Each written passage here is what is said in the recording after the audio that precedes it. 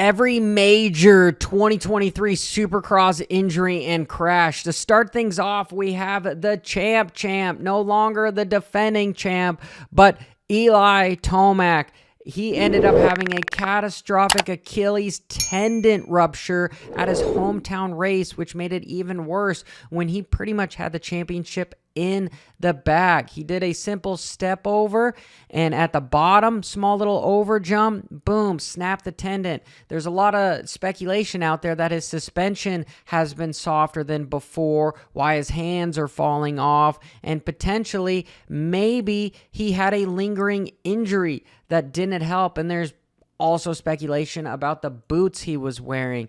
Still, it is catastrophic for the sport and the industry to have their superstar go out without even crashing. Up next is the man that has revitalized the dinosaur, Ken Roczen, with the kickstart. He ends up putting his foot down in the main event at the last Supercross, and there's speculation out there that he tore some ligaments.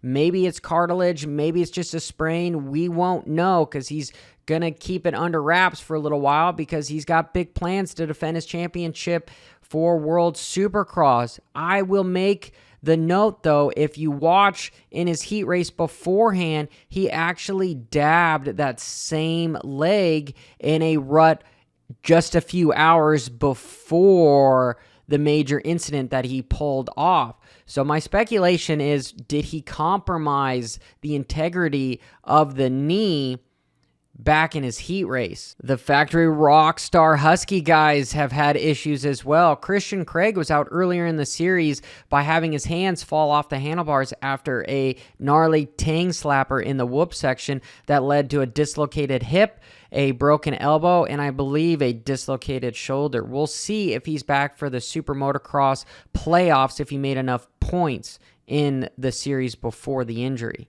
Unfortunately, we love a sport that is plagued by injuries, but there's something you can do to help prevent those injuries. Is you need to learn how to train properly, you need to know proper nutrition and hydration, and you need to know how to recover when you're doing too much.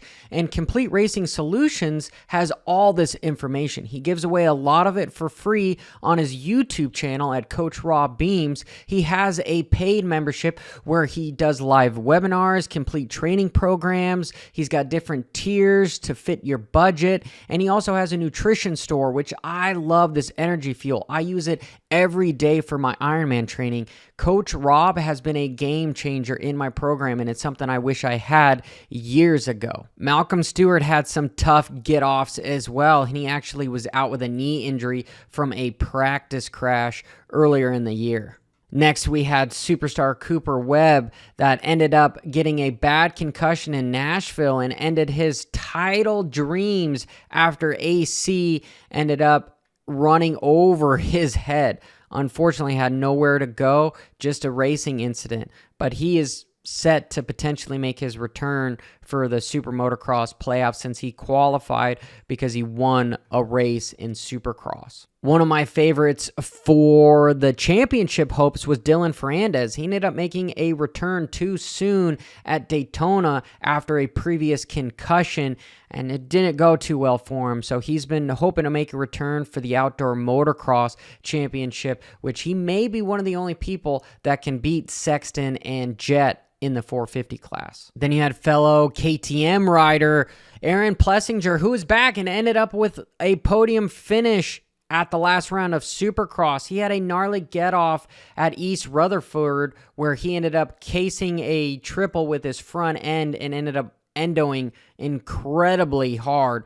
And his fellow teammate Marvin Muscan has also been out with a wrist injury. Unfortunately for one of the riders that won multiple rounds last year, he has landed on his head several times, and he is out with a broken neck, which is scary. And the flagship rider for Gas, Justin Barcia, my speculation was that he missed a whoop on the dragon back and ended up endoing and separating his shoulder, and he has had surgery and he should be recovering and ready for the Super Motocross playoffs at the end of the year. And this incident created a splash around the internet where guys like Brian Deegan was actually calling, hey, why don't we eliminate dragonbacks altogether and make a cool jump or a whoop section for fans?